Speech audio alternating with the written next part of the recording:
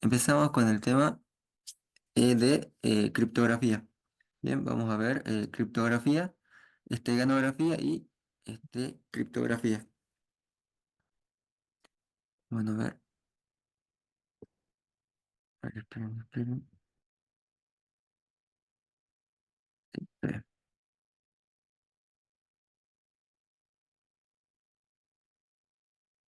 Bueno, acá hay una pequeña definición de criptografía. Dice, la criptografía moderna se enfoca en el diseño y evaluación de un conjunto de métodos y técnicas para protección de la información. Siempre que hablamos de seguridad informática, todo el mundo cree que la seguridad consiste solamente en la criptografía. Bien, piensan que algo está seguro, ¿por qué? Bueno, porque está bien encriptado. Y cuando no es así, la criptografía solamente es una parte de eh, la seguridad informática. Y como dice acá, dice que la criptografía es el diseño y evaluación de un creciente conjunto de métodos y técnicas para proteger la información. Ya vamos a ver cuáles son esos métodos, esas técnicas. Y podríamos decir que consta de tres partes: la criptografía, el criptoanálisis y la esteganografía. Bien, la criptografía, la que busca algoritmos o la que crea algoritmos y protocolos para proteger la información. El criptoanálisis, digamos, sería lo contrario, es lo que trata de, digamos, descifrar un mensaje que está encriptado. Y la esteganografía, vamos a ver que se trata de ocultar la información. Bueno, acá habla de lo que es la esteganografía. Lo que dice ahí es que con la esteganografía se busca ocultar información en otro archivo. Por ejemplo, puede ser, o lo más común es en un archivo de imagen, en una foto. Yo en una imagen puedo esconder información, por ejemplo, un texto, o por ejemplo, una clave. Y yo voy a mandar esta imagen a otra persona, ya sea por correo, o no sé, por WhatsApp, por Telegram. Y si alguien llega a capturar esa imagen, bien, supongamos que alguien de alguna manera puede intervenir en esa comunicación y captura la imagen que yo mandé, no va a sospechar que estoy mandando información oculta. Por ejemplo, una clave. Necesito mandar una clave a una persona que está en otro país. Bueno, voy a usar el correo electrónico. Supongamos que alguien de alguna manera captura mi correo electrónico. ¿Y qué va a haber? Va a haber una foto. Bien, voy a escribir, por ejemplo, te mando la foto de las vacaciones del mes pasado. Y le mando cierta cantidad de fotos que muestran no sé, el paisaje o el lugar donde yo estuve de vacaciones. Si alguien lo captura, va a ver, digo, bueno, mandó fotos nada más. Bien, no va a sospechar que adentro, no sé, hay una clave o hay archivos que están ocultos dentro de la foto, cosa que cuando lleguen a destino, no sé, mandé 10 fotos y las 10 fotos, entre las 10 fotos hay un archivo de texto, supongamos, oculto. Bien, eso es lo que busca la esteganografía. Bien, como dice ahí, insertar información sensible dentro de otro fichero. Bien, dentro de otro archivo. Por lo general, este otro archivo es una imagen, pero también puede ser un archivo de audio, puede ser un archivo de video, puede ser un archivo de texto también. Bien, que es lo que se usa como, digamos, acá le llama portador. Bien, el portador es donde yo voy a esconder la información. Anteriormente, acá en la anterior decía criptografía. Dice, se trata del diseño de algoritmos, protocolos y sistemas que se utilizan para proteger información. ¿Cuál es la diferencia entre la criptografía y la esteganografía? En la criptografía, yo de algún modo voy a alterar el mensaje o la información que yo quiero ocultar. Si alguien captura esa información, se va a dar cuenta que yo estoy mandando información encriptada. Bien, ¿por qué? Porque lo captura y lo va a querer leer, como está encriptado, no lo va a entender. Entonces va a decir, bueno, se están mandando información y está encriptada. En cambio, con la estenografía se busca que si alguien captura esa información, no sospeche que hay información oculta, ya sea en una foto o en un archivo de audio o de video. Esa es la diferencia. Una modifica la información y la otra, digamos, la oculta. Bueno, acá los actores de la escenografía dice un objeto contenedor, o sea, en este caso el ejemplo que yo hacía, una imagen. Bien, yo en una imagen voy a esconder, eh, por ejemplo, puede ser lo más simple, una clave o un texto que yo quiero mandar a otra persona. Bien, entonces voy a tener un objeto contenedor que va a ser, por ejemplo, la imagen original o la foto original. El estego objeto ya es cuando yo introduje el mensaje en la foto. Ahí ya tengo el estego objeto. O si estoy usando un archivo de audio, por ejemplo, puedo poner una clave adentro o un texto adentro. Ese es el estego objeto, o sea, mi objeto contenedor junto con el mensaje que yo quiero ocultar. El adversario, bueno, son todas aquellas personas que buscan obtener la información que yo estoy mandando de manera oculta. Y ahí habla de que hay un adversario pasivo y otro activo. Bien, el pasivo simplemente sospecha que en la comunicación se está mandando información y bueno, y trata de descubrir a ver la forma de obtener esa información que está oculta. Nada más es lo que hace el adversario pasivo. El activo, aparte de tratar de ver a ver cómo obtengo la información oculta, si no puedo, voy a tratar de modificar, ya que no puedo obtener la información, bueno, voy a tratar de meter información para que, este, para modificar esta información que estoy mandando, de manera tal que la persona que la reciba, digamos, no tenga la información original. O sea, ¿qué es lo que busca acá? Digamos, busca romper la integridad. Ya que no puedo saber qué hay, bueno, entonces voy a tratar de modificarlo. Y por último, otro actor, él dice el estegoanálisis, que es la ciencia que estudia la detección de la información oculta en distintas tapaderas. Entonces, ¿cómo hago yo? El estegoanálisis me diría, ¿cómo hago yo para obtener la información que está yendo oculta? Por ejemplo, en una imagen. Bueno, hasta ahí, estenografía, acá, les voy a mostrar, hay un programita que es gratis, es open source, se llama OpenStego. Bien, acá está la página openstego.com y es un programita que me permite usar la esteganografía para ocultar información. Este solo me permite usar imágenes. Bien, hay otro programita que se llama OpenPUF, que también es gratuito, que acá está su página. Este programa también me permite usar esteganografía y me permite usar como portador, o sea, ¿dónde voy a ocultar yo la información? Una imagen, un archivo de audio, un archivo de video. Bien, ahí está incluso un PDF. Bien, les voy a mostrar a OpenStego, yo lo tengo acá. Bien, es este programita. Lo que yo voy a hacer es ocultar información en una foto. Bien, por ejemplo, acá yo tengo una foto, le puse norte, que es esa foto. Bien, es la foto original. Bien, lo que yo voy a hacer es tratar de ocultar información dentro de esta foto. Bien, para después mandarla, ya sea, no sé, por WhatsApp, por correo, por Telegram, por donde sea, pero adentro va a ir la información escondida. Bien, entonces, ¿qué voy a hacer? Con este programita, estoy acá en esconder datos, y acá voy a poner qué mensaje quiero mandar. Podría ser una clave o podría ser otra cosa.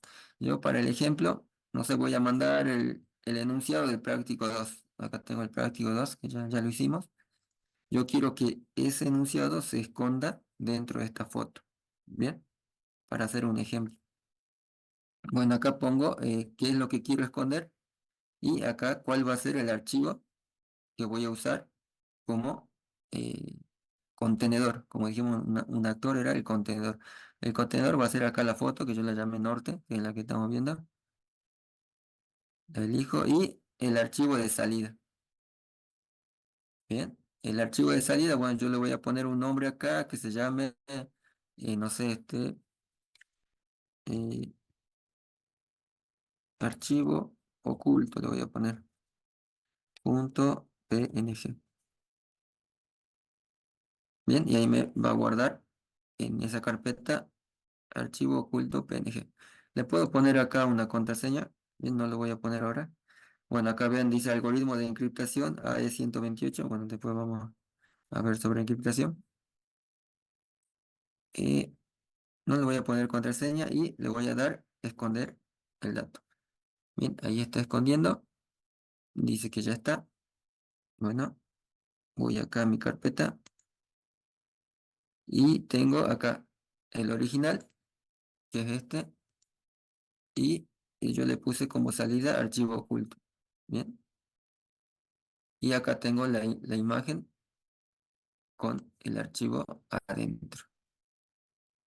Fíjense, ¿hay alguna diferencia? ¿O notan alguna diferencia entre las dos?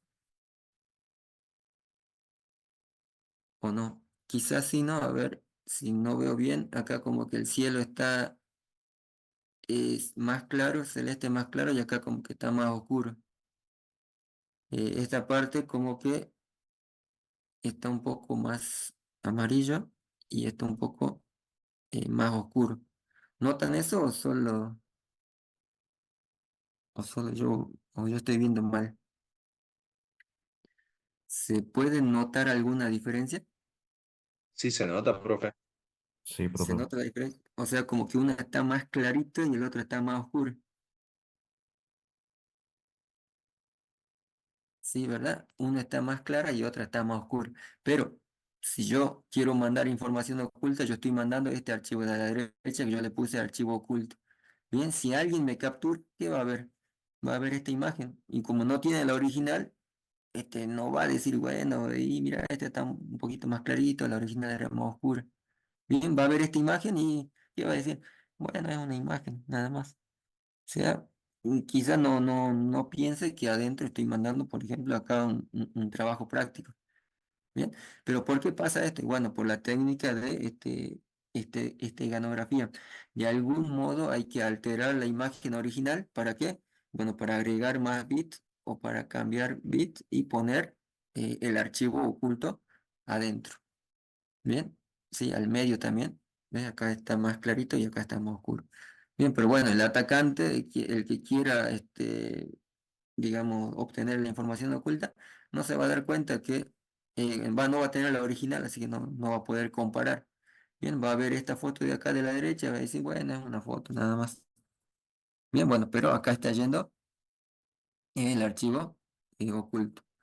Bueno, bueno, que estoy mandando acá el práctico 2. Ahora, a ver qué me está diciendo acá, no se lo abrí varias veces. Ahora yo quiero, bueno, ya llega a destino, llegó a destino esa foto. Ahora yo quiero que el destinatario a quien yo le mandé, quiero que obtenga el archivo que yo le estoy mandando. Bueno, acá vamos a hacer extract data. Bien, voy a decir cuál es el archivo de entrada, o sea, dónde estoy mandando la información oculta. Yo le puse archivo oculto, hago abrir y después y le digo, ¿dónde lo vas a guardar? Bueno, lo voy a guardar acá en destino, porque si le pongo en la misma, ya está el archivo. Me va a decir que lo estoy duplicando. Bueno, tengo una carpeta que se llama destino, lo voy a guardar ahí. Yo no le puse contraseña, bien si le hubiera puesto, bueno, acá me pediría la contraseña, yo no le puse, lo podría haber puesto, pero no lo hice. Y voy a hacer extract data. A ver, acá en la carpeta destino está vacía, ¿no? Entonces acá voy a extraer, espera un momentito y ya está. Y ahí está. Bien, de la foto yo saqué el trabajo práctico, este número 2 que lo mandé oculto en la foto. Bien, este era el 2 que bueno, ya lo hicimos antes. Bien, en este caso yo mandé un trabajo, un archivo de texto, un Word que, bueno, pesa algo. ¿Qué pasa si yo quisiera mandar una contraseña? Si yo mando una contraseña va a ser un archivo de texto con una palabra. Bueno, no sé, una palabra de 8 o 10 caracteres. Cuando yo vaya a pasar esa clave por este programita, seguramente la foto no va a cambiar tanto. ¿Por qué? Porque es una palabra. ¿Cuánto va a pesar? No sé, 5, 10 bytes, algo chiquito.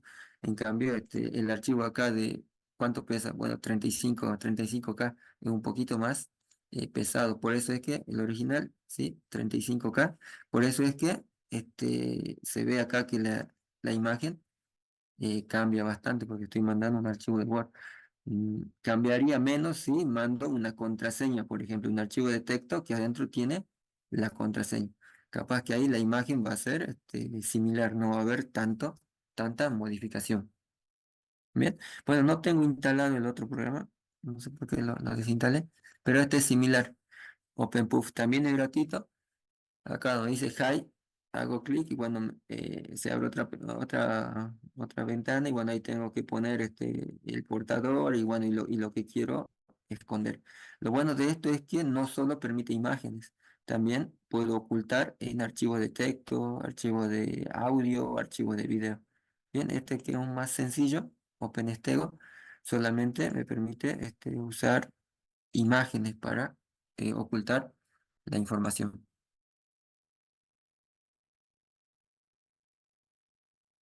Claro, un mensaje, yo podría mandar una contraseña. A ver, probemos acá, no sé, creemos un archivo de texto eh, que se llame, no sé, clave. Y adentro le pongamos, no sé, cualquier cosa. Supongamos que esa sea una clave. Bien, lo guardo, a ver, y volvamos a usar la misma imagen. A ver, escondamos. Acá, ¿qué voy a esconder? Voy a esconder clave. ¿Qué foto voy a usar? Bueno, voy a usar la misma, la que dice norte. Y, a ver, la pongamos, bueno, en el mismo lugar. Le voy a poner, no sé, archivo clave.png. Ese va a ser el destino. Y bueno, acá le podría poner otra contraseña. A ver, le pongamos la contraseña más difícil del mundo, que es 1, 2, 3, 4, 5, 6. Y lo voy a esconder. A ver, ya está. Y ahí me apareció. A ver, ahora veamos. Supongo que cambió menos el archivo de ese remuestra. Entonces, abramos el original, lo mandemos para acá y abramos el que dice archivo clave. Está, ya que lo tengo escondido. A ver, veamos las dos imágenes. Cambio.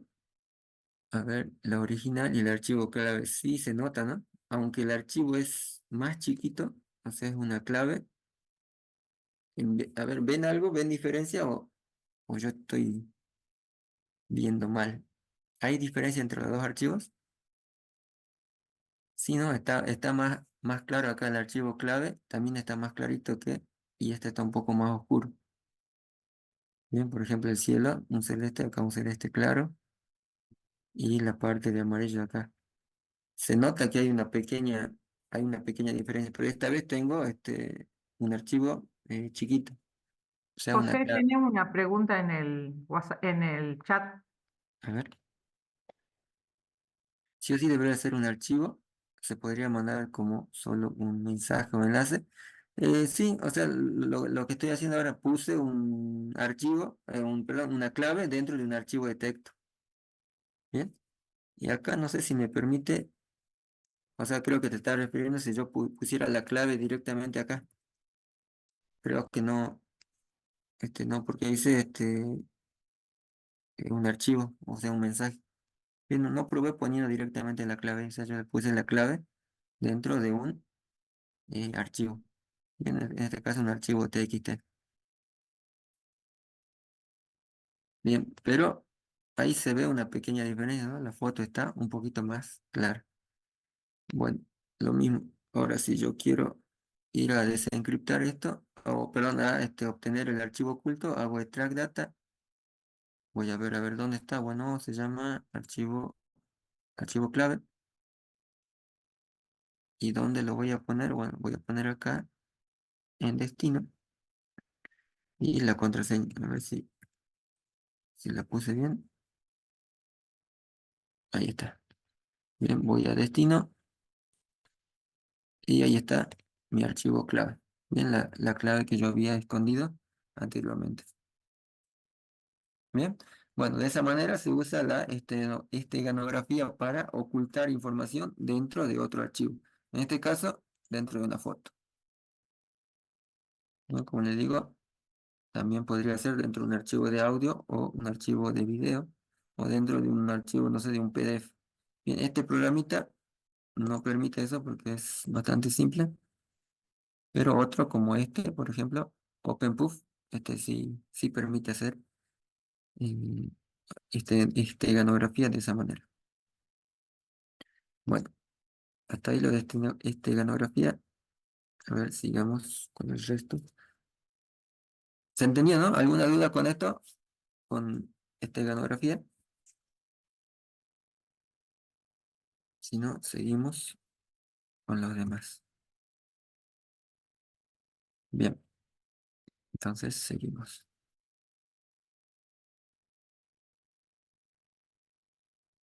Bueno, ahora sí. Ahora ya esto es criptografía. Bien, habíamos dicho que cuál es la diferencia, que yo con esteganografía estoy ocultando información en otro archivo.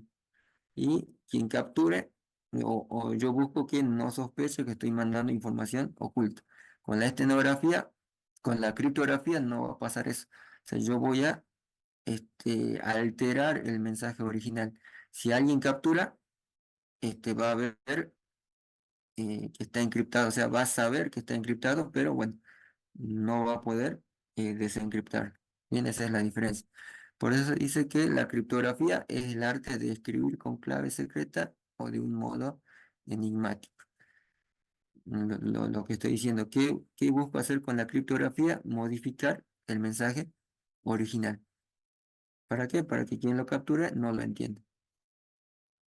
Bueno, después que hay otra definición, el estudio de técnicas matemáticas relacionadas con los aspectos de la seguridad de la información. Bien, en la criptografía se usan mucho las matemáticas. Lo que ustedes veían en álgebra, por ejemplo, que decían, ¿para qué me sirve esto en la vida? Bueno, acá en criptografía se le da utilidad a esos temas, a varios de esos temas. Bueno, y la criptografía o los criptosistemas se dividen, ¿bien? Según la época, según el algoritmo, según el procesamiento y según el conocimiento del algoritmo. Bien, según la época se dividen en clásicos y modernos. Este, Dicen que, bueno, algunos autores dicen que según cuándo se inventó la PC, bien, entonces se divide según la época. Los modernos son aquellos que salieron después de que se inventó la PC y los clásicos, los anteriores a la invención de la PC. Pero otros autores dicen en la Segunda Guerra Mundial, lo dividen así. Los algoritmos o los criptosistemas que aparecieron después de la Segunda Guerra Mundial y los otros antes de la Segunda Guerra Mundial. Bien, eso es según la época. Bien, están los clásicos, están los modernos. Según el algoritmo, hay dos tipos de criptosistemas, de clave privada o de clave pública. Bien, que ya lo vamos a ver.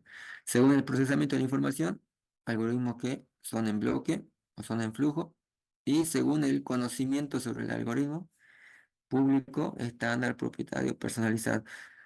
Por lo general ahora todos los algoritmos son, digamos, públicos. Bien, yo puedo saber cómo trabaja un algoritmo. Por ejemplo, ahí vimos el AES, en el de esteganografía, yo le podía poner una clave y eso estaba encriptado con AES. Yo voy a cualquier libro y busco a ver AES, o voy a internet, busco cómo funciona el algoritmo AES y me da los pasos de cómo trabaja ese algoritmo. Por eso se dice que el algoritmo es público, porque cualquiera lo sabe. Y la dificultad no consiste en saber cómo funciona el algoritmo. ¿Por qué? Bueno, porque es público. Acá en los algoritmos, en los criptosistemas, según la época, en los clásicos, lo que se buscaba es que nadie sepa cómo trabaja el algoritmo. Y entonces yo tenía oculto la forma en que trabaja el algoritmo y así mantenía, digamos, la confidencialidad. En cambio ahora, como ya aparecieron las computadoras, ya no hace falta que sea desconocido o oculto cómo trabaja el algoritmo, sino que tengo que buscar otra forma de obtener la confidencialidad. Bueno, antes de eso, acá, a ver, yo hice un cambio acá. Bueno, acá. Tenemos dos conceptos que se llaman difusión y confusión. Bien, antes de entrar a cómo funcionan los algoritmos. Difusión dice dispersa la redundancia del texto como plano, el texto en plano repartiéndolo a lo largo del texto cifrado. Oculta las relaciones estadísticas entre el texto en claro y el texto cifrado. Bien, yo cuando voy a encriptar voy a tener, como dice acá, un texto en claro, que el texto en claro que vendría a ser y lo que yo quiero esconder, lo que yo quiero mantener oculto. Bien, le voy a aplicar un algoritmo y voy a obtener el texto cifrado, o sea, el texto encriptado. Bien, entonces, ¿qué va a hacer la difusión? Dice redundancia del texto plano repartiéndolo a lo largo del texto cifrado. Entonces, yo voy a agarrar el texto en claro, o es decir, el texto plano que yo quiero cifrar. Voy a, digamos, repartir ese texto de manera tal que cuando tenga el texto cifrado, este, yo produzca lo que se llama difusión. O sea, voy a mover o voy a repartir el texto original para que el texto en claro tenga, digamos, la difusión. Dice acá se aplican al texto claro bien operaciones de transposición o permutación. O sea, yo tengo, no sé, un texto y voy a ir cambiando el orden de las letras. La primera se va a ir a la última se va a ir al medio, la segunda a la cuarta, la quinta a la décima y así. De esa manera yo voy a obtener la difusión. Eso es lo que se llama transposición. Simplemente, digamos, cambiar el lugar eh, de las letras del texto original. ¿Qué se busca con esto? Que un pequeño cambio en el texto en claro debería producir un cambio del 50% del texto resultante. Bien, eso es lo que busco yo con la difusión. Otro concepto dice confusión. Es la propiedad que consiste en tratar de ocultar cualquier relación entre la clave y el texto cifrado, con el objetivo de dificultar el descubrimiento de la clave. El atacante supongamos que captura el archivo encriptado. Bien, entonces tiene el archivo encriptado y él va a suponer, bueno, este archivo ha sido encriptado con esta clave.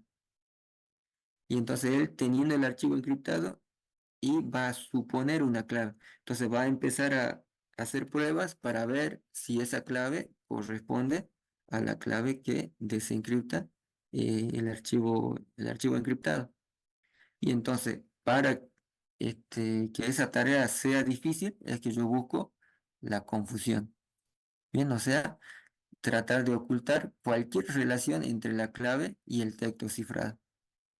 Bien, para eso se usa sustitución. Acá dice sustitución, o sea, al mensaje original o texto en claro, yo voy a empezar a cambiar una letra por otra. puede ser por un símbolo. Bien, por ejemplo, no sé, la A, el texto aparece la A todas las A las voy a cambiar por la W. La J la voy a cambiar por la Z, por decir algo. Eso es lo que yo estoy haciendo, es sustitución y eh, es lo que hace, digamos, la confusión. Con la difusión yo lo que hacía es transposición, o sea, cambiar el lugar de las letras. Con la confusión yo lo que busco es sustitución, cambiar una letra por otra. ¿Qué logro con esto? Que dice acá un pequeño cambio en la clave debería producir un 50% del texto cifrado. Esto le va a hacer difícil al atacante encontrar, encontrar la clave. Él tiene el archivo cifrado, pero no tiene la clave. Entonces tiene que empezar a suponer, bueno, la clave es esta. Bien.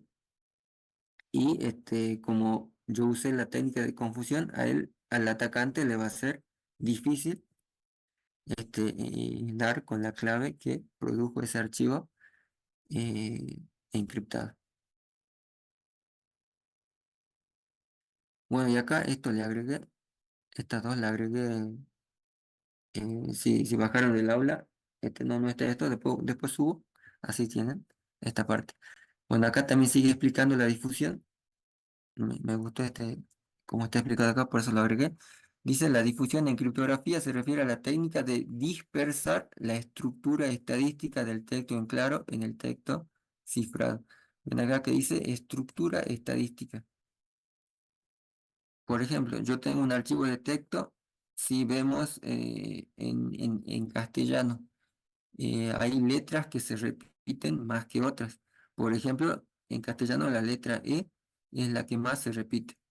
Bien, y la que menos se repite es la W, es la que menos se usa.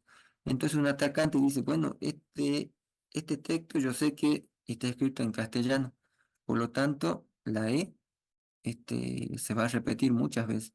Entonces puede ir el atacante analizando el archivo encriptado y dice, acá aparece muchas veces, supongamos, la letra, no sé, M. Aparece muchas veces. Y este texto está en castellano.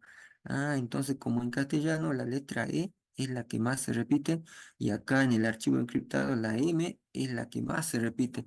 Ah, entonces muy probablemente la E la están reemplazando por la M. Hace esa suposición y ya tiene ahí una pista. Entonces a todas las M que aparecen en el archivo encriptado, él lo va reemplazando por la E. Bien, y así va teniendo, digamos, una pista de cuál podría ser el archivo original, el texto original. Entonces, para eso es que la difusión lo que busca es dispersar la estructura estadística del texto en claro en el texto cifrado. Entonces, cada vez que encuentre una M, puede ser que corresponda a la letra E original o puede ser que no. Eso es lo que yo busco con la difusión. Dice, la idea es que un pequeño cambio en el texto en claro, como por ejemplo cambiar un solo bit, deberá resultar en cambios significativos y aparentemente aleatorios en el texto cifrado. Y acá da un ejemplo. Tengo la palabra acá, hello, es mi texto original, digamos, texto en claro. Dice, si se aplica un algoritmo de cifrado con alta difusión y se cambia una letra, la palabra, por ejemplo, en vez de poner hello, lo pongo con la A. El texto cifrado debería ser completamente diferente. Esto le va a impedir, digamos, al atacante poder decir, bueno, la E se repite más en castellano, bueno, la E es la M. Bien, eso le va a resultar más complicado. Ahora, suponiendo que, bueno, esta palabra se cifra de esta manera. Bueno, que hello está cifrado y se cifra de esta manera. Si yo cambio acá, como dice, cambié la letra A, una sola letra, el resultado va a ser este otro. Bien, y es completamente diferente. Bien, por ahí quizá uno se da la idea, bueno, antes decía hello y se cifraba de esta manera, bueno, yo le cambio acá la A, el texto cifrado, entonces tendría que cambiar, no sé, la I. Nada más tendría que ser el mismo, pero solamente cambiar la I, porque, y bueno, pero acá yo le cambio una sola letra. Bien, pero con la difusión lo que se busca es que yo cambie una letra y el texto cifrado cambió completamente, es completamente diferente. Bien, por eso dice, Con la difusión, un pequeño cambio en el texto en claro debería producir un cambio del 50% del texto cifrado resultante. Bien, eso es lo que se busca con la difusión. Bueno, y acá tengo la de confusión. La confusión busca hacer la relación entre el texto en claro y el texto cifrado lo más compleja posible, porque el objetivo es que cualquier intento de deducir la clave o el texto en claro a partir del texto cifrado sea extremadamente eh, difícil. Bien, como le decía anteriormente, el atacante captura el mensaje encriptado y va a buscar cuál es la clave que desencripta ese mensaje. Bien, y va a empezar a probar. Bien, y bueno, acá dice que el objetivo es que cualquier intento de deducir la clave o el texto en claro a partir del texto cifrado sea extremadamente difícil, creando una confusión en el atacante. Bueno, y acá un ejemplo de confusión, dice usando el algoritmo de sustitución, como vimos en la otra diapositiva. Si tengo el texto hello, este dice, supongamos que la clave de sustitución cambia cada letra en el siguiente alfabeto. Bien, ahí está cambiando la letra y luego se aplica una segunda ronda de sustitución. Bien, acuérdense, uno era transposición y el otro era sustitución. Bien, en la difusión se usaba la transposición y en la confusión se usa la sustitución. Bien, y acá en este ejemplo está la palabra va sustituyendo, cambiando las letras. En la primera vez que lo hace obtiene esto y la segunda obtiene esta otra. Bien, dice la relación entre, bueno, el texto original y este texto encriptado es mucho más difícil de deducir debido a la confusión. O sea, debido a que se fue este, sustituyendo una letra por otra. Bien, acá, bueno, en este ejemplo solamente hubieron dos sustituciones, primera ronda, segunda ronda. Hay un algoritmo que usa 16 sustituciones, o sea que usa la confusión para hacer, este, para encriptar. Bien, bueno, estas dos partes están en el último, ya lo voy a subir para que lo tengan. Bien, eso en cuanto a difusión y confusión. Y ahora sí, vamos a los componentes de un sistema criptográfico. Bien, en todo sistema criptográfico, estos son, digamos, los actores. Hay un emisor, un receptor, un medio de transmisión, un mensaje, criptograma, una clave, transformación de cifrado y transformaciones de descifrado. Bueno, el emisor es quien manda el mensaje, el receptor quien lo recibe, el medio de transmisión dice canal utilizado para intercambiar información. Acá lo importante es que dice que por definición el medio de transmisión es inseguro. Bien, por lo general el medio de transmisión ¿cuál es? Internet. Bien, yo voy a mandar información por internet o por una red interna. Pero yo por definición voy a suponer que el medio de transmisión es inseguro. Tengo que suponer. Si no fuese inseguro, entonces no me haría falta la criptografía. Si Internet fuese seguro, ¿para qué voy a encriptar?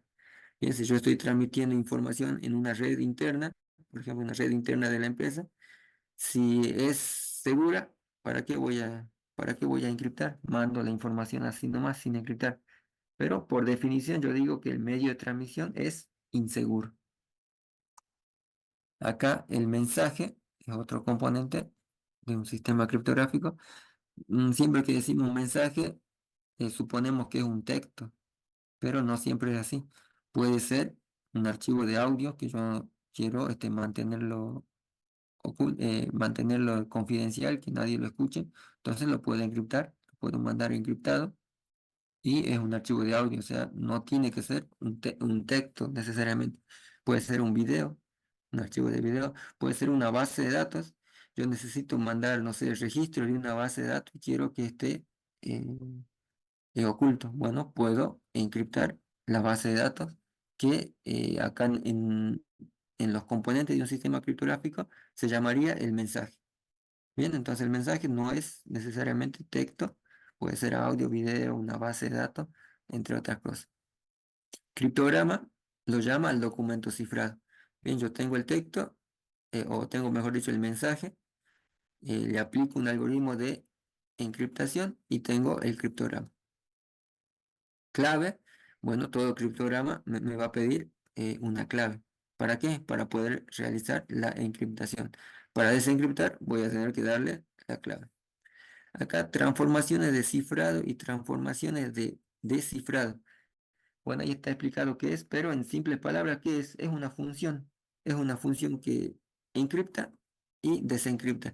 Acá dice transformaciones de cifrado, transformaciones de descifrado, pero es lo mismo. Es la misma función, solo que en una parte encripta y en la otra parte desencripta. Digamos, hace la inversa, pero es la misma función. Acá formalmente lo llama transformaciones de cifrado y de descifrado. Bueno, y acá este ejemplo de criptografía clásica, le dije que la criptografía clásica era antes de que aparezca la computadora o antes de la Segunda Guerra Mundial. Bien, y ahí tenemos algunos ejemplos, cita los lacedemonios, cifrado de César, matricial simple. Obviamente estos ya no se usan, porque una vez que apareció la computadora, estos quedaron, digamos, obsoletos. Es fácil descifrar. El primero es cita del lacedemonio, simplemente se usaba un bastón y una cinta. Bien, se escribía el mensaje en una cinta y se la envolvía en un bastón, perdón, la cinta se envolvía en un bastón y ahí se escribía el mensaje. Bien, y se mandaba la cinta digamos, al destinatario. El destinatario tenía el bastón, agarraba, envolvía la cinta en el bastón y así podía leer el mensaje. ¿Cuál era el secreto ahí? Era el bastón, el ancho del bastón. Ambos bastones tenían que tener el mismo ancho. De manera que el destinatario envolvía el mensaje, digamos, en el bastón y podía leerlo. Bien, entonces la clave ahí era el ancho del bastón. Bien, cifrado de César es un cifrado también clásico que simplemente aplicaba al texto en claro una sustitución. Yo este, a cada letra del texto le sumaba 3. Por ejemplo, si tenía la A se reemplazaba por A, B, C, D. La A era la D. ¿Por qué? Porque a la A le sumaba 3. Bien, entonces cada vez que en el texto aparecía la A, yo la reemplazaba por la D. Y lo mismo para la B, B, C, D, E. La B se reemplazaba por la E. Y así sucesivamente para cada letra. A cada letra que yo quería encriptar le sumaba 3 y era la nueva letra. Bien, ahora eso con la aparición de la computadora se descifra fácilmente. Bien, pero estos se usaron antes, así que digamos que en esa época eran seguros. ¿Cuál era el secreto acá? Acá el secreto era el algoritmo. ¿Cómo funciona el algoritmo? Si alguien descubría que el cifrado consistía en sumar 3, listo, ya mi algoritmo no servía. Bien, cualquiera agarraba mi texto cifrado, en vez de sumar, restaba y ya encontraba el texto original. Bien, después, bueno, se fueron haciéndolo más complejo, matricial simple, similar, pero ya usaba una matricial con clave, también otra matriz, pero tenía una contraseña. Cifrado Bernard o binario, bueno, acá en este tipo de cifrado se usaba lo que ustedes vieron en anteriores materias, como estaba trabajando en binario, se usaba el O exclusivo. De esa manera se cifraba. Bien, bueno, esto no está descrito cómo funcionan los algoritmos acá porque ya es criptografía clásica, ya no se usa. Bien, quedó, digamos, como historia nada más. Y bueno, para la criptografía moderna, acá entra el concepto de cifrado en bloque. Dijimos que en una de las definiciones, una de las clasificaciones, habían dos formas de realizar la criptografía en bloque o en flujo. Bien, bueno, en bloque. Lo que dice acá es simplemente que la información que yo quiero cifrar la voy a dividir en bloques del mismo tamaño, ya sean caracteres, bits, bytes, píxeles, etcétera. Y a cada bloque yo le voy a aplicar una clave. Bien, Como dice acá, los bloques son de tamaño fijo del texto en claro y producen un bloque de tamaño fijo del texto cifrado. Bien, al mensaje original lo voy a dividir en bloques de tamaño fijo y a cada bloque le voy a aplicar una clave y voy a obtener otro bloque, pero ya cifrado. Bien, bueno, y acá se usa sustitución y permutación. Bien, ahí, digamos gráficamente, tengo el texto en plano o el texto que yo quiero encriptar, lo voy a dividir en bloques. Bien, ahí está dividido en 3 bloques y a cada bloque le aplico una clave y tengo el criptograma, o sea, el texto original encriptado. Bien, ventaja dice alta difusión de los elementos del criptograma y imposibilidad de introducir bloques extraños sin ser detectados. Bien, el algoritmo DES trabaja en bloques.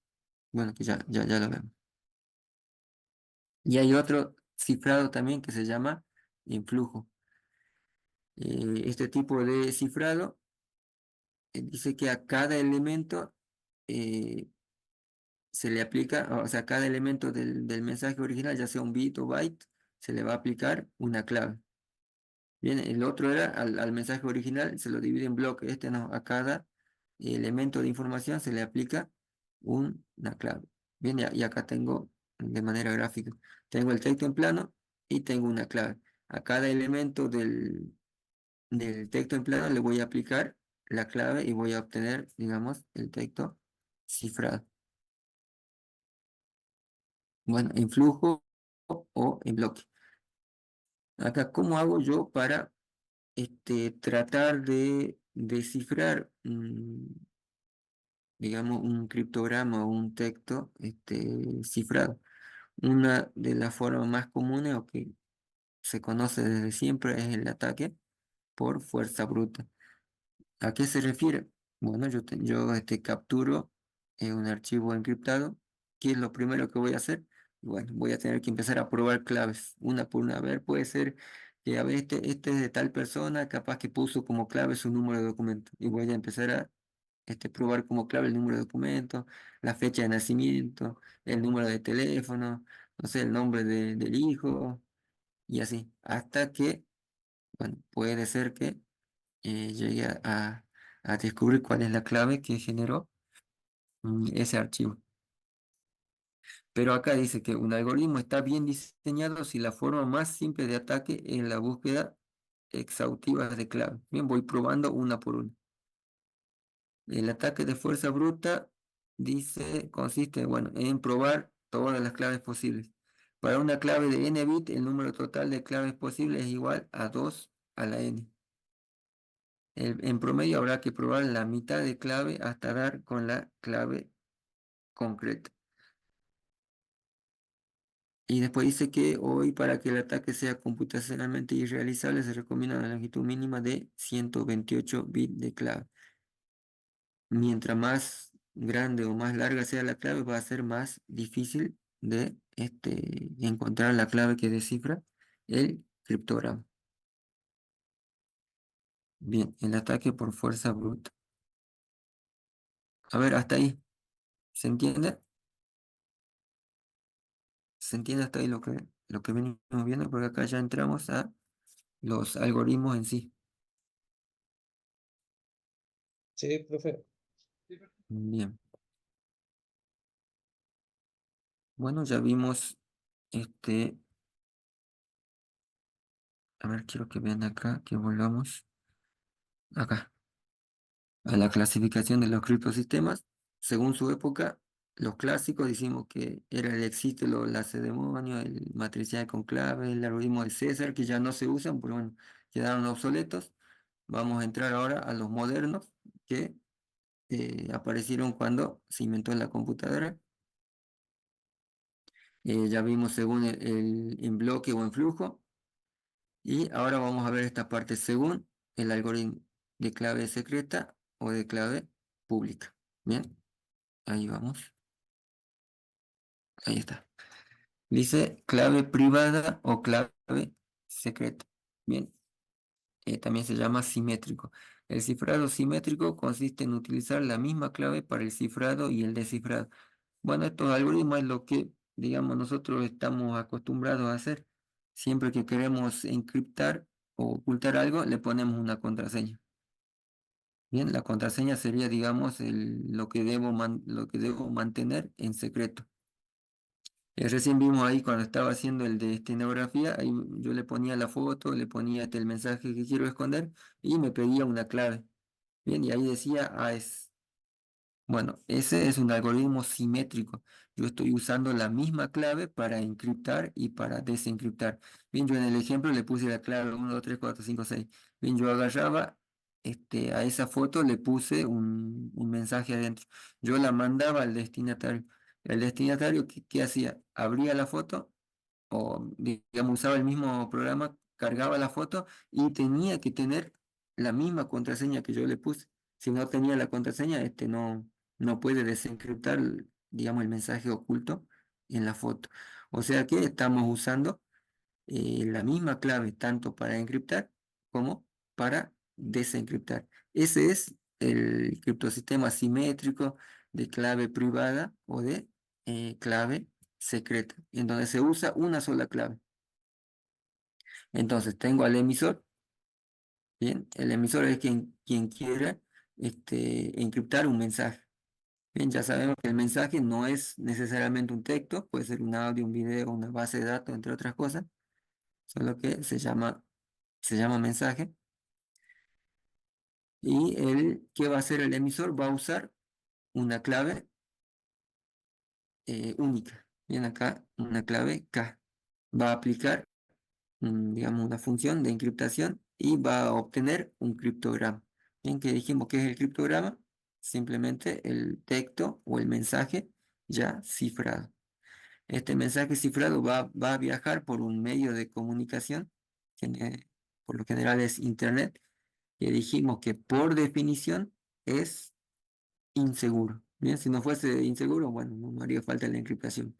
Cuando llegue al destino, que va a ser el destinatario, va a desencriptar, o sea que va a usar la misma función, solo que a la inversa. Bien, y necesariamente el destinatario tiene que tener la clave K. Si no tiene la clave, no va a poder desencriptar. Bien, bueno, suponiendo tiene la misma clave, lo desencripta y obtiene el mensaje original. Bien, dice, con este tipo de criptografía se logra la confidencialidad y la integridad al mismo tiempo. Bueno, siempre y cuando se mantenga en secreto este, la clave. Y entonces acá el secreto, ¿cuál es? La clave. ¿Cómo funciona la encriptación y la desencriptación? Es público. Eso lo sabe cualquier persona. Encima los algoritmos están, uno lo busca por internet, ahí le explican paso a paso cómo funciona. Están en los libros. Así que cómo se encripta y cómo se desencripta no es un secreto, es público. El secreto está acá en mantener privada la clave. Bien, la única clave, ambos emisor y receptor lo deben mantener en secreto.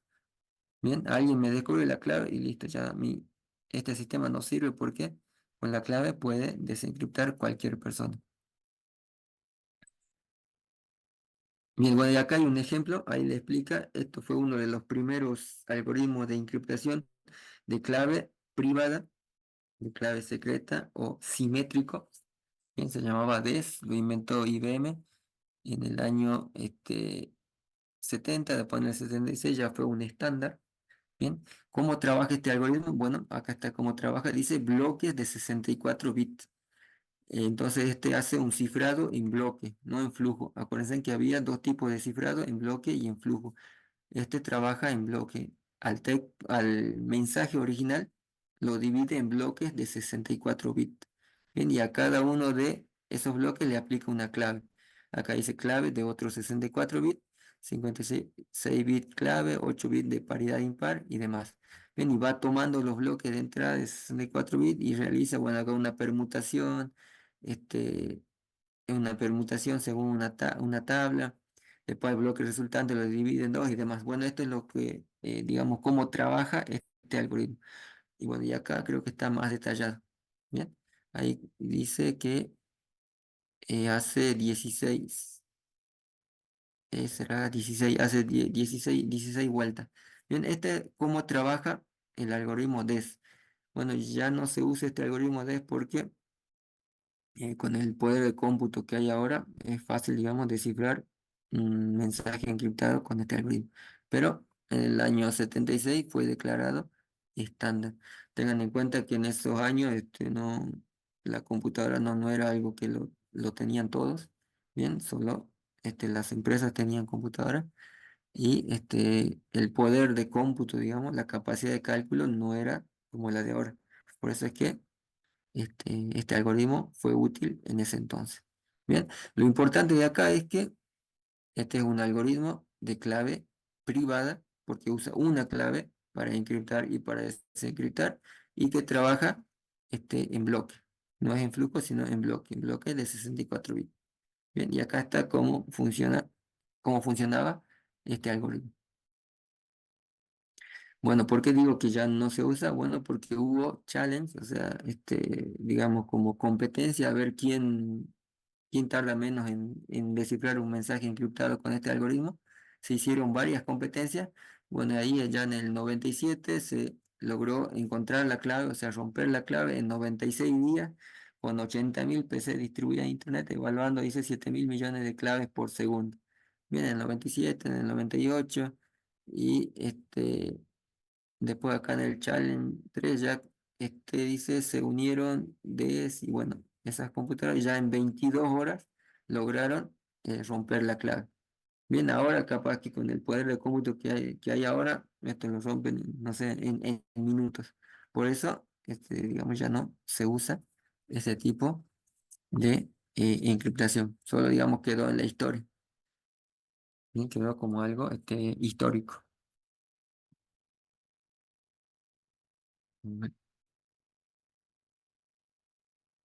Bueno, se sigue usando en la criptografía de clave privada. Ya no se usa el DES. Hay otro ahí, como vieron ahí en el ejemplo de granografía, AES. AES es el algoritmo que se está usando ahora. El DES ya no, porque es fácil de encontrar la clave, pero tiene eh, inconvenientes este tipo de criptografía. Uno es la circulación de las claves. Acá en el dibujito vemos que la clave privada es única, es una sola clave. Tanto el emisor como el receptor deben tener esa clave. Y ahora, ¿cómo hago yo para mandarle esa clave a la otra persona? Si, por ejemplo, no sé, yo me quiero comunicar de manera este, eh, oculta o quiero encriptar un mensaje y quiero mandárselo a mi compañero de la facultad. Bueno, voy a la facultad y le digo, mira, esta va a ser la clave, acordate, memoriza la clave. Bien, y yo le mando después de mi casa, le mando un archivo encriptado. Él ya sabe cuál es la clave y lo desencripta. Ahí no hay problema. Pero ¿qué pasa si yo le quiero mandar un archivo encriptado a una persona que está en otra provincia o en otro país? ¿Cómo le mando la clave? Sí, dijimos que el medio de transmisión es inseguro. Bien, entonces un inconveniente o un problema de la criptografía simétrica es la circulación de la clave. ¿Cómo hago yo para mandarle al receptor la clave con la que yo voy a desencriptar? No puedo usar el medio de transmisión, pues ya dijimos que por definición es inseguro. Bien, bueno, ese es el problema de la criptografía simétrica. Otro problema, dice la cantidad de claves necesarias. Yo me quiero comunicar con 5 usuarios, ¿cuántas claves tengo que guardar? Bueno, acá haciendo un cálculo, bueno, acá está la fórmula n por n-1 dividido 2, tengo que guardar 10 claves. ¿Por qué 10 claves? Bueno, porque yo me voy a comunicar con el usuario 1 y voy a tener una clave. Con el usuario 2 voy a tener otra, con el usuario 3 otra, con el usuario 4 otra, con el usuario 5 otra, y así. Y ahora, si entre ellos se quieren comunicar, también van a tener que tener una clave para cada usuario. Bien, haciendo el cálculo, se llega a que hay 10 claves. Yo para comunicarme o para mantener la comunicación, digamos, secreta entre 5 usuarios, debe haber 10 claves. Bien, y si hay 100 usuarios, Miren cuántas claves. Haciendo el cálculo, 4.950 claves. Ese es otro problema de la criptografía simétrica. La cantidad de claves que se necesita mantener. Bien. Perdón, la cantidad de claves necesarias. Y también acá me dice la cantidad de claves a mantener en secreto por cada usuario. Dice, si un usuario quiere comunicarse con otros 10 usuarios, necesita guardar en secreto 9 claves. ¿Por qué? Bueno, porque va a tener una clave para cada usuario, porque no quiere que los demás se enteren de la comunicación que yo tengo con cierto usuario. Si son 100 usuarios, voy a tener 99 claves. Bien, entonces la fórmula es n-1. Bien, para 100 usuarios voy a tener que mantener 99 claves. Bien, la diferencia entre estos dos, ¿cuál es? La cantidad de claves necesaria. O sea, si son 5 usuarios y existe un total de 10 claves, según la cantidad de usuarios que hay, cuántas claves va a haber. Y esto es de cuántas claves necesito yo guardar para comunicarme con otros usuarios. Bien, n-1 clave. Bien, si me quiero comunicar con 5, voy a tener que guardar 4 claves. Y si esos 5 se quieren comunicar entre ellos, va a haber en total 10 claves. Bien, ese es el inconveniente que tiene la criptografía simétrica. Bueno, ¿cómo hacemos para resolver estos inconvenientes? Bueno, para eso aparece la criptografía asimétrica o de clave pública. Bien, pero para entender eso, antes tenemos que entender qué son las funciones unidireccionales o funciones hash. Bien, bueno, hasta acá es criptografía simétrica y tengo esos inconvenientes. Yo creo que acá lo más complicado es la circulación de la clave. ¿Cómo le mando la clave a la otra persona para que desencripte? ¿Cómo hago si está en otro país? Bien, ese es, digamos, el mayor problema. Y para esto, para resolver este problema, entra la criptografía asimétrica. Pero antes tengo que saber qué es una función hash, función unidireccional y función hash. Bien, esto también está cambiado. Luego voy a subir esta diapositiva. No está igual que el año pasado. Vi que esto estaba mejor explicado, así que por eso lo cambié. Acá dice una función unidireccional es una función matemática que es fácil de calcular en una dirección pero difícil de invertir. Es decir, dado un valor de x, es fácil calcular f de x, pero dado y igual a f de x, es difícil encontrar x tal que f de x sea igual a y. O sea, hacer la inversa es difícil. Esa es una función unidireccional. Bien, este, yo dado un x puedo calcular y, pero al revés es complicado. Bien, característica dice facilidad de cálculo, es computacionalmente sencillo calcular fx para calcular x. Lo que es difícil es la inversión, es computacionalmente inviable encontrar x dado y, donde y es igual a f de x. O sea, encontrar la inversa de una función es lo complicado. Dice, incluso si se conoce f de x y encontrar un X diferente pero válido que también produzca Y es extremadamente difícil. Esto lo vieron, creo que en cálculo numérico. Lo que ya cursaron cálculo numérico, se acuerdan que había problemas, creo que P y problemas NP. Algunos problemas eran, digamos, no tenían solución. ¿Por qué?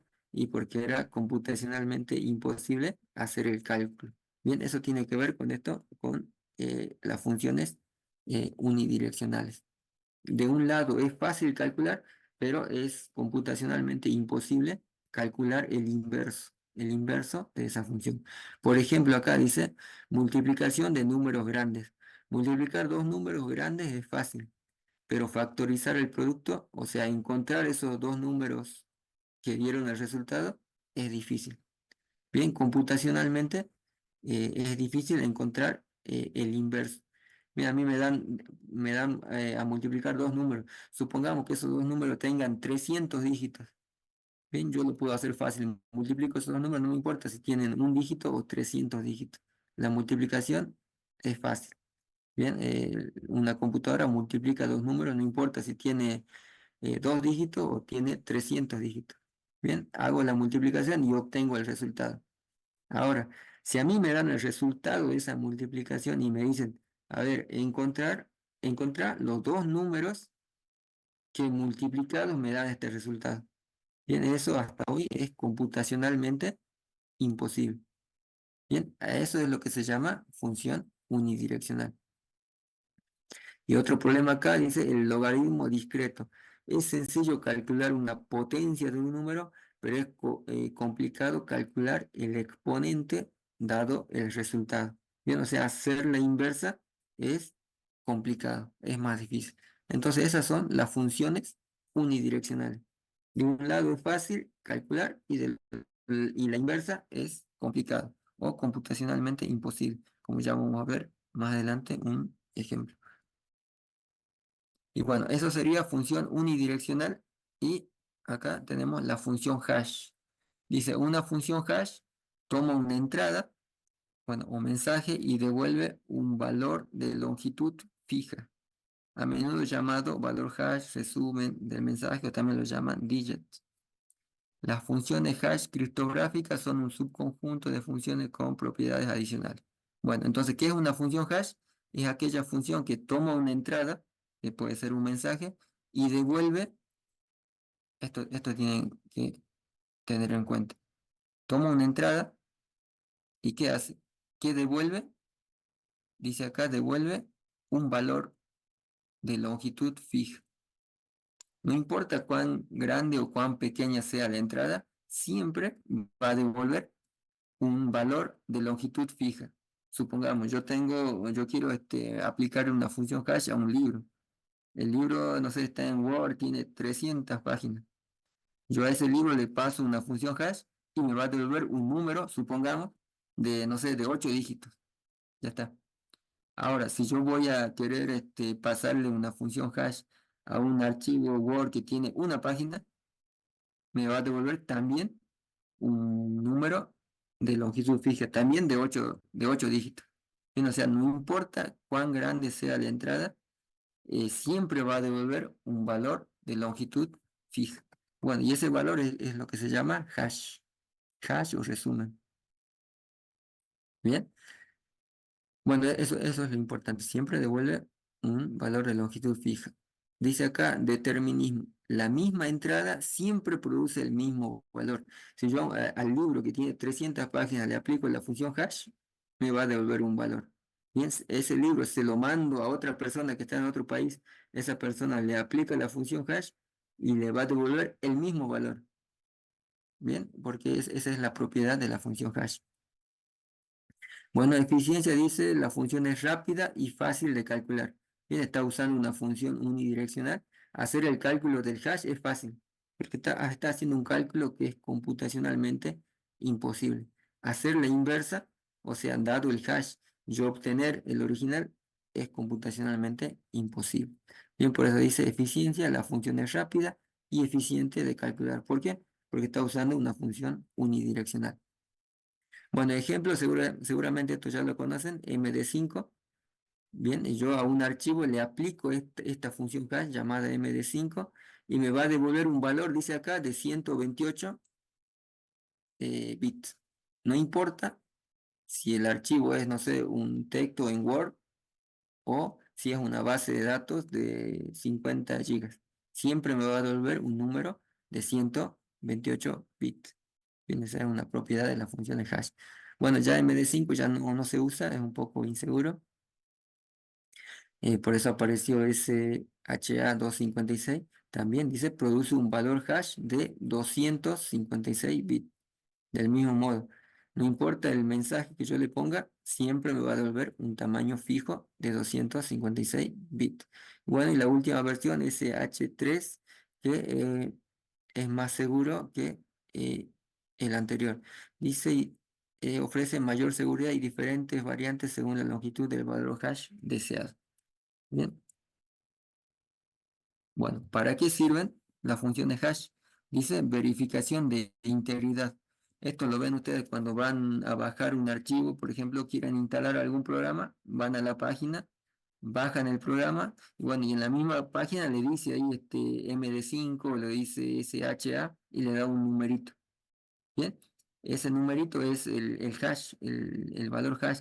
Entonces ustedes cuando descargan un archivo, le calculan el hash y tiene que coincidir con el que está en la página. Si coincide, significa que la descarga de ese programa, digamos, fue correcta. Si no coincide, bueno, algo pasó. Ese programa dice perdió la integridad. Algo pasó en el camino que ese programa no es, digamos, el original, está modificado. Entonces, para eso me sirve la función hash, verificación de integridad. Los valores hash aseguran que los datos no han sido alterados. Bueno, y acá el ejemplo, descargar un archivo y verificar su hash para asegurar que no ha sido modificado. También se usa en firmas digitales, ya vamos a ver, creo que en la próxima clase. Las funciones hash se utilizan para crear un resumen del mensaje que se cifra con una clave privada. Bueno, eso lo vemos después. Y almacenamiento de contraseña. Las contraseñas se almacenan como valores hash en lugar de texto en claro. Cuando yo, no sé, me creo un usuario y me pide una contraseña, esa contraseña, ¿cómo se guarda en la base de datos? Bueno, no se guarda así tal cual yo la ingreso, sino que se le aplica una función hash y se guarda ese resultado en la base de datos. O sea, se está guardando eh, un valor hash, no la clave tal cual yo la cargué, digamos. ¿Por qué? Y bueno, para proteger, si alguien entra a la base de datos va a tener mi clave. En cambio, como la clave está guardada según la función hash, si alguien entra a la base de datos va a obtener ese valor hash, pero no va a poder obtener la clave original. Bueno, acá unas características de las funciones unidireccionales y las funciones hash. Dice que una función que acepta un mensaje M de entrada y genera un valor HDM, que sería el hash de salida, es una función hash unidireccional si tiene las siguientes propiedades. Dado un mensaje M de cualquier longitud, el hash debe tener una longitud fija, lo que le dije. M puede ser un archivo de texto, puede ser un archivo de audio, de video, puede ser una base de datos. Lo que sea que yo le aplique una función hash, siempre me va a dar un valor que tiene una longitud fija. ¿Bien? Siempre. No importa el tamaño de M. Siempre me va a dar, el hash me va a dar un valor de longitud fija. Debe ser fácil calcular h de m a partir de m. ¿Por qué? Y bueno, porque estamos usando una función unidireccional. Bien, de un lado es fácil calcular, pero es computacionalmente imposible calcular la inversa. Dado un resumen, o sea, dado un valor hash h de m, es computacionalmente imposible encontrar m a partir de h de m. ¿Qué está haciendo acá? ¿Qué está diciendo esto? Que calcular el inverso es computacionalmente imposible. Bien, ahí está calculando el inverso. Debe ser computacionalmente imposible que partiendo de un mensaje M, encontrar otro mensaje M' que sea modificación del primero y cuyo número de resumen sean iguales. Yo tengo un mensaje original, le aplico un hash, me va a dar un número. Si a ese mensaje original le hago un pequeño cambio, le agrego un punto, le agrego una coma y le vuelvo a aplicar la función hash, me va a dar otro número completamente diferente. Entonces lo que dice acá es imposible que yo tenga un M e encontrar otro mensaje, o sea, M' que sea una modificación del primero y me den números hash iguales. Eso es computacionalmente, es imposible que ocurra. Otra característica dice que es computacionalmente difícil encontrar dos mensajes distintos que generen el mismo resumen. Bien, o sea, dos mensajes no pueden tener el mismo número de hash. Es computacionalmente, puede ocurrir, pero dice que es computacionalmente difícil. Cualquier modificación del mensaje M, por pequeño que sea, genera un HDM completamente distinto. Bueno, esto, a ver, lo vemos acá con un ejemplo. Acá en Windows tenemos el bueno, PowerShell también se puede usar en el CDM. Y acá, a ver. yo tengo acá una carpeta ejemplo. Tengo un texto simple que dice texto de prueba, nada más. Bien, yo voy a usar una función o un comando, a ver, voy a hacer un zoom acá. Un comando que viene ya en Windows, que se llama get file hash, que me permite a mí obtener el hash de un archivo. Bien, yo tengo este archivo, este texto. Bueno, texto txt que vimos que no tiene tan solo una palabra que dice, una frase que dice texto de prueba.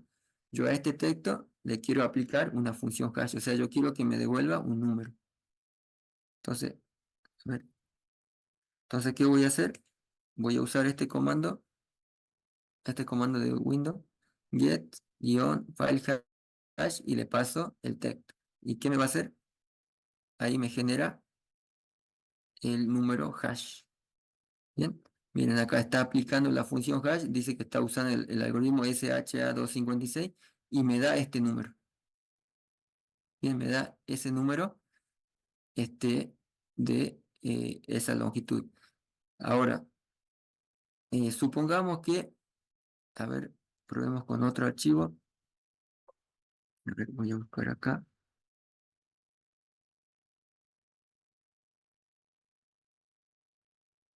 Ah, bueno, los nombres acá están medio largos. A ver, esperen, acá voy a hacer una copia de este TP, pero le voy a poner TP02, así más cortito.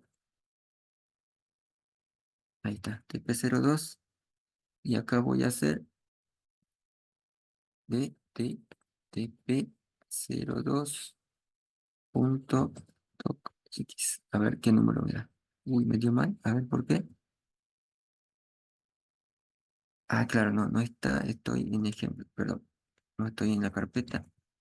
Estoy, ¿dónde estoy acá? Creo que lo puse ejemplo. Acá. Ahí. Bien, ahora sí, estaba mal. Este, la carpeta. Miren, a ver acá. Voy a hacer un zoom a esto para que se vea. Acá está. Bueno, acá me dio error porque no estaba en la carpeta, estaba en otra. Fíjense en acá. Le apliqué el algoritmo al archivo texto txt, que simplemente es un archivo txt que dice este archivo de prueba y me dio este número. ¿Bien? Le apliqué el hash al archivo tp02, que es el práctico 002, que está en Word y que, bueno, es más grande, tiene creo que 2 páginas. Y miren qué número me dio. Bueno, me dio obviamente otro número, pero el tamaño es siempre el mismo. O sea, lo que decía una de las características, no importa el tamaño del mensaje a quien yo le quiera aplicar la función hash, siempre me va a devolver un número de longitud fija. Bien, si yo acá le calculo el hash a un archivo, no sé, a un archivo de 5 gigas, también me va a dar un número de esta misma longitud. Bien, ahora hagamos otra cosa. A ver, calculamos esto. Hagamos otra cosa. A este archivo que yo tengo acá, a ver, se me abrieron varias veces. A este archivo yo le voy a calcular. Bueno, a ver, hagamos de nuevo para el txt me da ese número de hash. Bien, ahora a este archivo yo le voy a poner, le agrego un punto. Bien, le agrego un punto y lo voy a guardar. Y ahora le voy a volver a calcular el mismo hash. Miren, ¿qué pasa ahí? Dio el mismo hash, es completamente diferente. ¿Y cuál es la diferencia? Solamente le agregué un punto. Bien, esa es otra característica de la función hash. Un pequeño cambio que tenga el archivo original, cuando vuelvo a aplicar la función hash, me cambia el número resultado completamente. O sea, el número resultante es completamente distinto. Miren acá, este es el original y este es cuando le agregué solamente un punto. ¿Cómo cambió? Bien, cambió demasiado. Ahora, eh, eso en cuanto a función hash. Ahora, ¿por qué digo que es una función unidireccional? Porque hacer este cálculo, o sea, Bueno, acá el comando get file hash está haciendo un cálculo, me da este número, lo hace rápido. Es fácil hacer ese cálculo. Ahora le digo a ustedes, yo le doy este número. Le doy este número, obtengan el texto original. ¿Se va a poder? No se va a poder. Es computacionalmente imposible. ¿Qué estaría buscando ahí? En ese caso, estaría buscando que se haga la inversa. Y bueno, y hacer la inversa de este número, ¿cómo hago? No se puede. Es computacionalmente imposible. Por eso se dice que las funciones hash usan una función unidireccional. De un lado es fácil hacer el cálculo, pero calcular la inversa es computacionalmente imposible. Bien, bueno, hay una pequeña aplicación de función hash. A ver, veamos. Bueno, ya estamos ahí. Y se me va a ir el tiempo. Bueno, hasta ahí, ¿alguna duda? Bien, creo que con ese ejemplo quería explicar esta parte. Bien, en ese ejemplo, digamos, quedó explicado esta parte que dice acá. Bueno, nadie dice nada, sigamos. Bueno, funciones unidireccionales y funciones de hash, bueno, esta habla del el MD5, el SH1, que bueno, que ya no se usa por MD5, este, una salida, bueno, de 128 bit y SH1 uno de 160 bits. El que yo hice SHA-256, digamos, es más nuevo. Y porque, bueno, MD5 ya no es seguro, digamos, ya encontraron la forma de, digamos, calcular la inversa, así que mucho no se usa, se usan las otras SHA 256 o 502. Bien, yo usé la 256 en el ejemplo. Bueno, entonces, una vez que tenemos una idea de qué son las funciones unidireccionales y las funciones hash, es que podemos ver el tema de clave pública, el otro tipo de criptosistema. Ya vimos el simétrico de clave privada, ahora acá, de clave pública. Bien, bueno, acá dice que, bueno, lo más importante de acá es que un criptosistema de clave pública vamos a usar dos claves. Ahora vamos a tener dos claves, una pública y otra privada. Bien, la clave pública, como su nombre lo dice, lo va a poder tener cualquier persona. Yo se la puedo mandar a otra persona por internet, no me importa si alguien lo captura. Bien, va a capturar este, una clave que es pública, que es conocida. Bien, y la otra clave va a ser privada, que esa lo va a mantener el usuario dueño de esa clave y lo tiene que mantener en secreto. Bien, ahora la clave pública y las claves privadas están relacionadas de manera matemática. Con una clave se descifra y con la otra se descifra. Esa es la relación. Bueno, y acá explica cómo trabaja. Dice, usando un algoritmo de clave pública, cada usuario genera dos claves y estas claves están relacionadas. Una es privada, otra es pública. La clave pública, bueno, como su nombre lo dice, puede ser conocido por cualquier usuario y la clave privada solamente por el dueño. El emisor obtiene la clave pública del receptor. Con esa clave y el mensaje a enviar aplica el algoritmo. Bueno, eso lo vemos acá en este dibujito. Bien, un dibujo similar al de clave simétrica, pero acá con clave pública. Bien, tengo el emisor que quiere mandar un mensaje, lo va a mandar por un medio de transmisión inseguro. ¿Qué va a hacer el emisor? Va a encriptar, va a aplicar una función de encriptación. ¿Y cómo lo va a encriptar? Miren lo que dice acá. Clave pública del receptor. O sea, el emisor le quiere mandar un mensaje al receptor y ¿qué va a hacer? El emisor le va a decir, mándame tu clave pública. Como es clave pública, el receptor va a decir, bueno, no hay problema, te mando mi clave pública. ¿Por qué? Y bueno, porque es clave pública, lo puede conocer cualquiera. Entonces, el emisor, teniendo la clave pública del receptor, ¿qué hace? Encripta y obtiene el criptograma y lo manda por el medio de transmisión, que es inseguro. Cuando llega, el receptor, ¿qué va a hacer? Acá va a usar su clave privada, que solamente la sabe él. Y con la clave privada va a desencriptar el mensaje y va a obtener el mensaje original. De esa manera funciona el criptosistema de clave pública. Bien, esto tienen que tener en cuenta. Si yo quiero encriptar un mensaje, le tengo que decir al receptor, mándame tu clave pública, dame tu clave pública para yo poder encriptar. Bien, encripto, se la mando al receptor y el receptor, ¿qué va a hacer? Va a agarrar su clave privada, que solo la sabe él, y va a desencriptar el mensaje.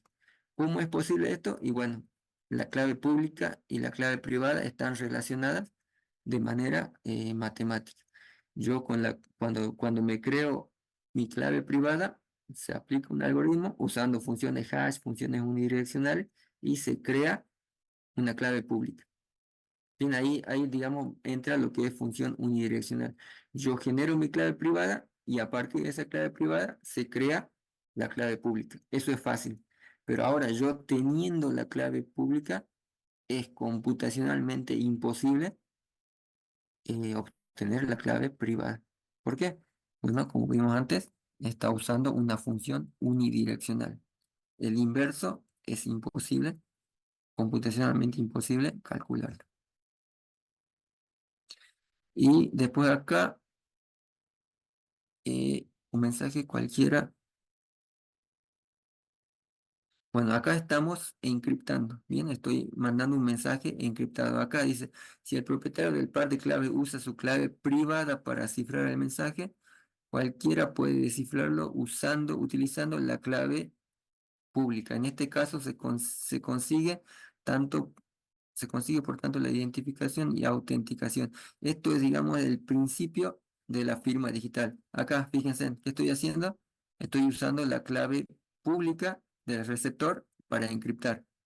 Acá, estoy usando la clave, o sea, mi clave privada, la clave privada del emisor. Y fíjense acá, uso la clave pública para encriptar y la clave privada para desencriptar. Y acá está al revés.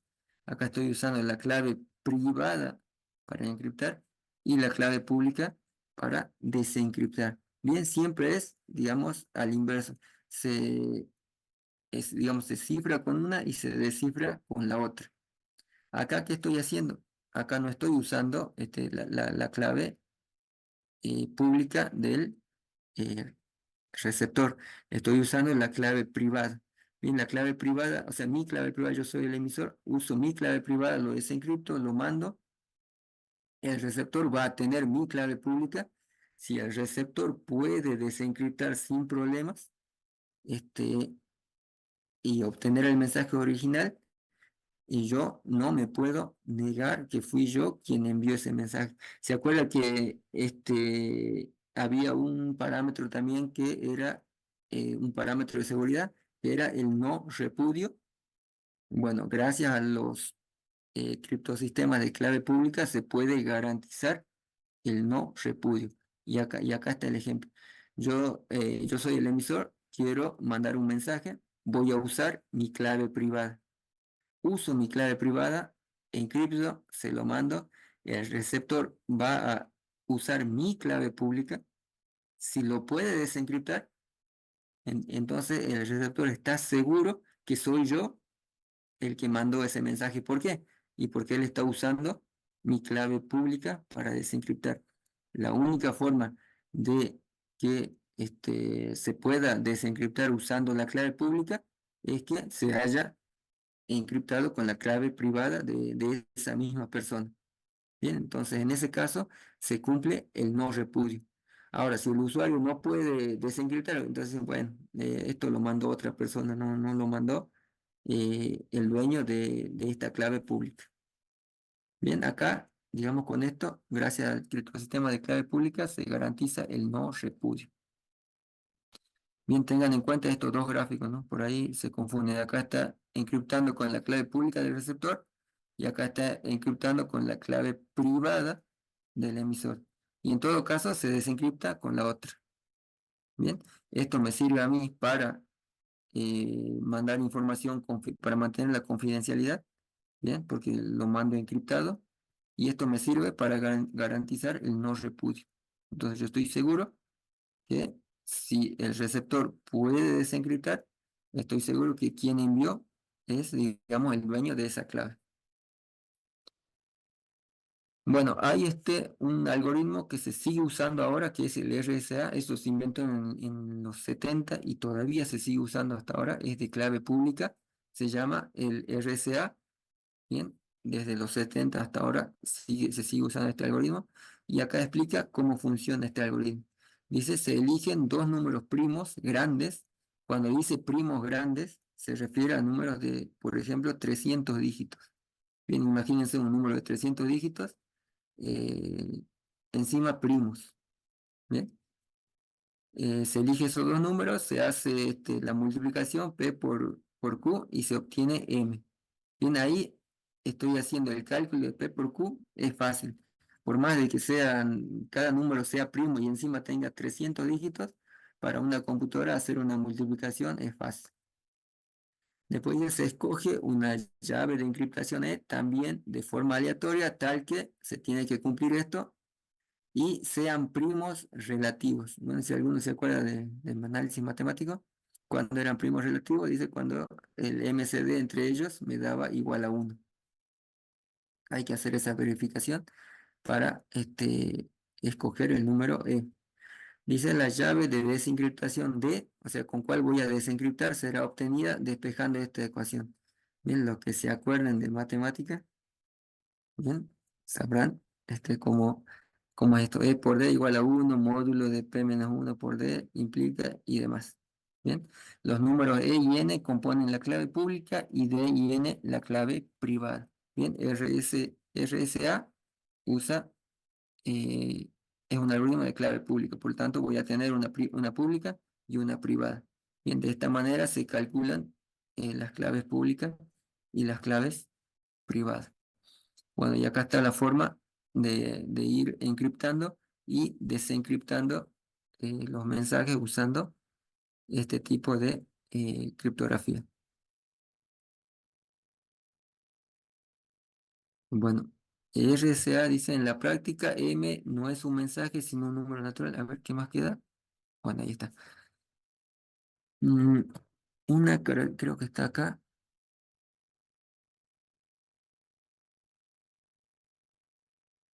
Bien. Bueno, RSA en la práctica dice M no es un mensaje sino un número natural de centenas de bits. Entonces, bueno.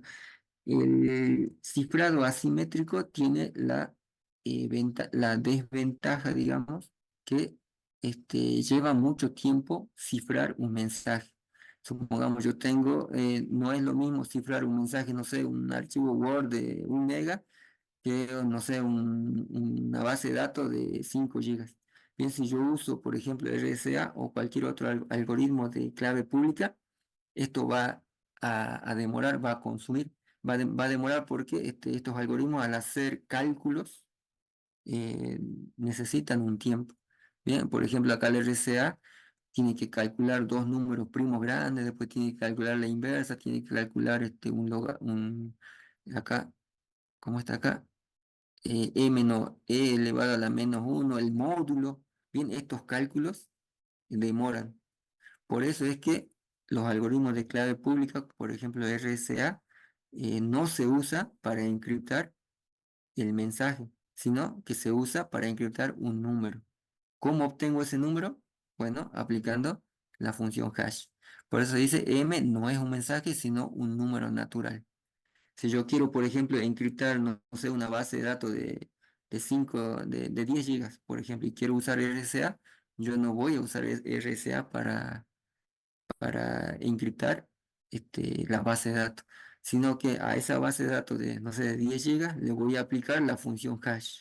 Me va a dar un número. A ese número le voy a aplicar RSA. ¿Bien? ¿Por qué? Porque el tiempo de computación o lo que demora en encriptar es alto. ¿Bien? Después acá, bueno, en la práctica dice que el número P tiene como mínimo 1024 bits, bueno, 310 dígitos aproximadamente.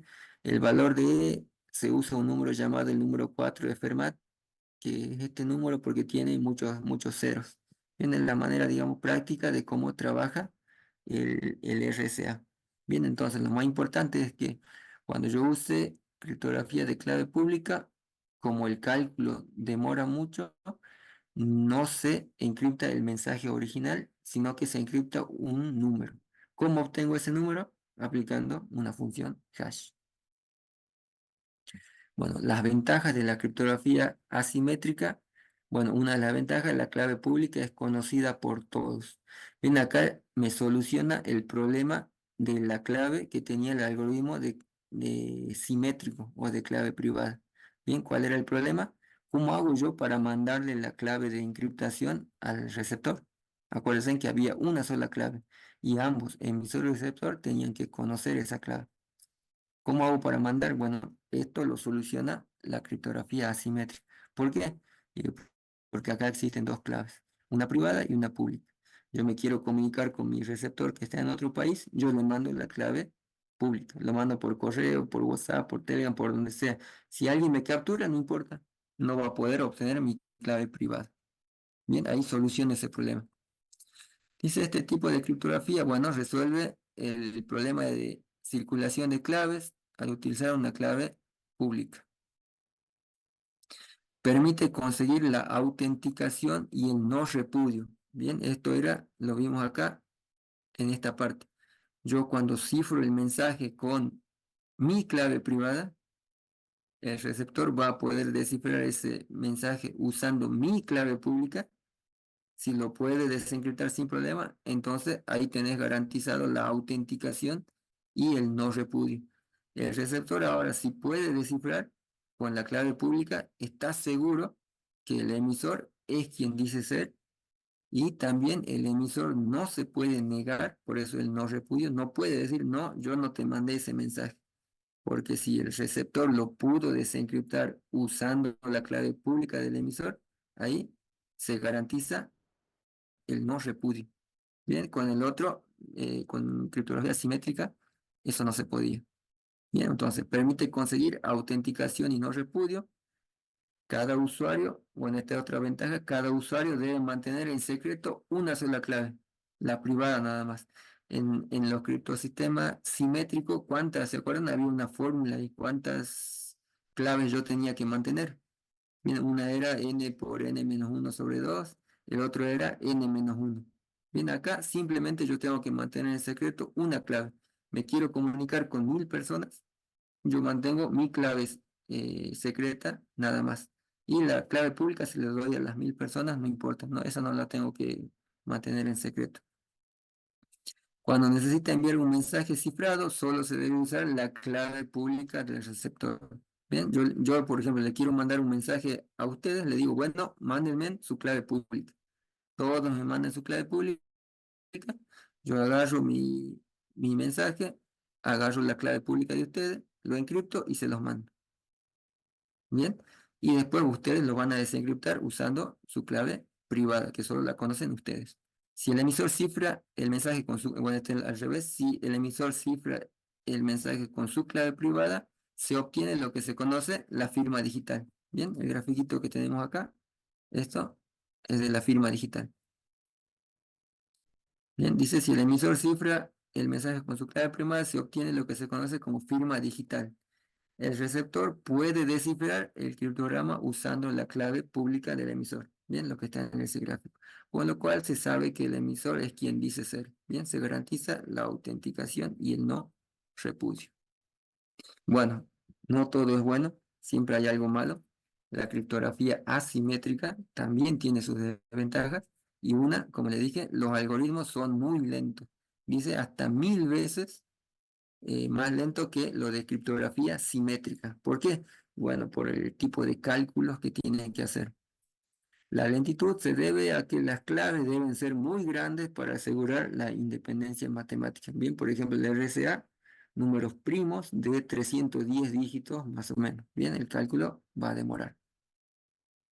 Para una gran cantidad de usuarios se necesita un sistema de certificación de la autenticación de claves públicas. ¿Por qué?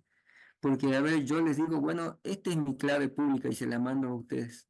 Y ustedes están confiados que esa es mi clave pública. Pero ¿qué pasa si otra persona se hace pasar por mí y le dice, esta es mi clave pública y les manda a ustedes una clave pública, pero no, no es mía, esta es la otra persona? ¿Cómo saben ustedes que esa clave pública es mía y no de otra? Eso no garantiza el sistema de criptografía asimétrica.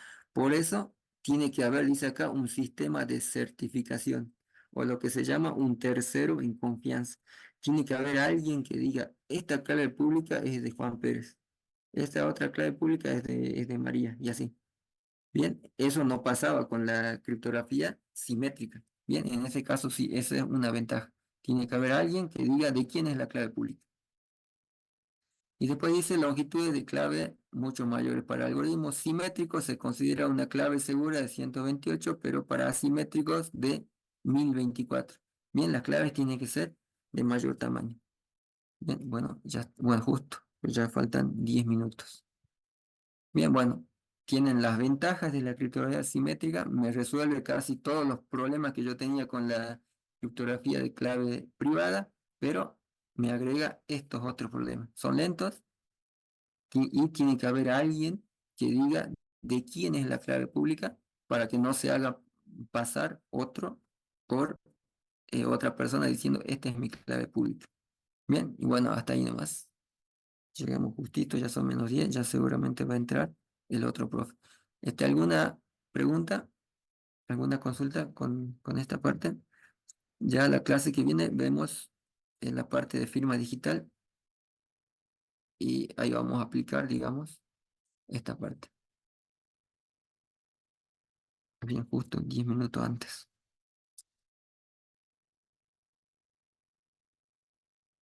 Bien, ahí está la bibliografía de donde se sacó esta información. Y bueno, ya subo esta diapositiva, pues le agregué dos o tres diapositivas le agregué. Me parecía que estaba explicado un poquito mejor, así que ya la subo apenas termine la clase. José, tomo Sí. asistencia. Ah, bueno, Dale, listo. A dale, ver, así comparto la pantalla. dejo de compartir. Bien. Ahí está. Ya algunos ya les coloqué. Aguilera, por favor conteste el que no esté marcado. No sé con qué se vinculó ahí.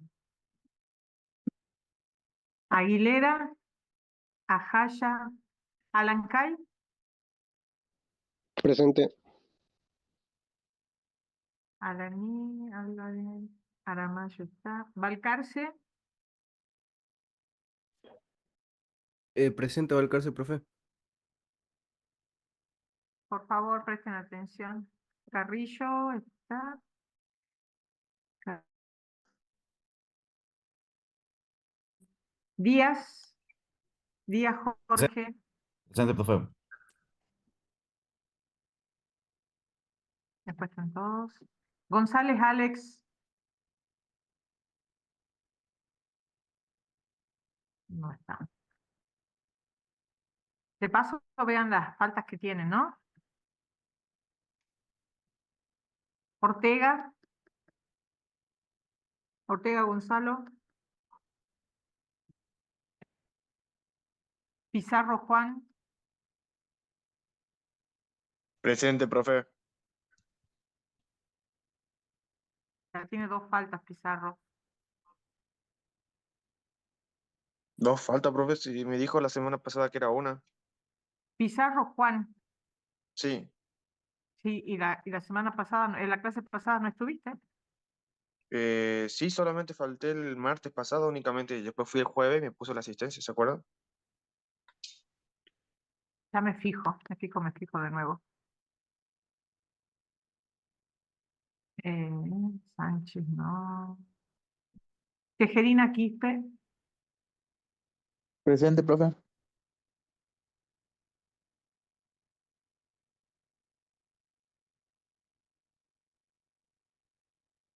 Disculpe, profe, ¿ya me puso el presente? ¿qué apellido? Rúa. Sí, Ah, muchas gracias. lo que pasa es que había algunos que yo no identificaba en él, por eso les decía que miren la pantalla, que ya están con el presente. Disculpe, profe. Yo sí estaba en la clase anterior. también. ¿Quién? Tejerina. Se me fue la luz a Ortega, dice. A ver, Sí, profe, recién me pude conectar, soy Ortega. Ahí está. ¿Quién me decía que Gracias. estaba? Tejerina, ¿no? Sí, profe. En la clase anterior también sí ¿Y qué pasó? Si estaba. la clase pasada fue presencial y yo tomé asistencia ahí. Sí, sí dije presente, sí estaba. Yo Claro, ¿no? justamente le tenía dudas sobre el parcial, también le pregunté.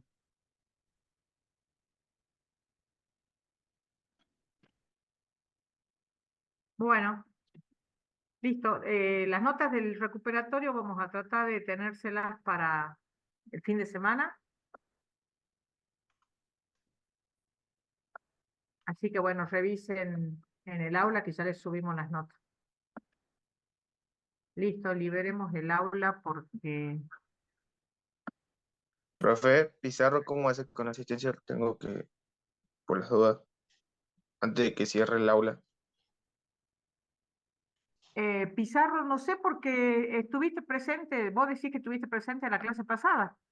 Claro, si yo estuve hablando con usted, no sé si se acuerda, el jueves. El martes sí falté, sí le había comentado.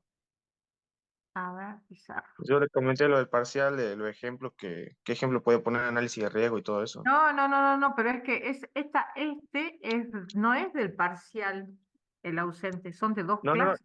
yo le digo del jueves pasado, que no fue el parcial. Antes del parcial. Quedas con una. Fíjense, ¿no? Fíjense y atiendan cuando se toma asistencia. Bien, profe. ¿Listo?